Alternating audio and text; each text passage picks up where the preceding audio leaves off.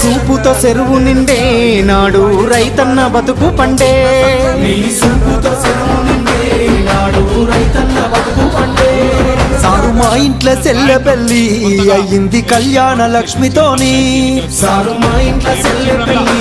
అయ్యింది కళ్యాణ లక్ష్మితోని గుండె కొట్ట బాధ ఊరి కొట్ట కాదని సైడిసినంక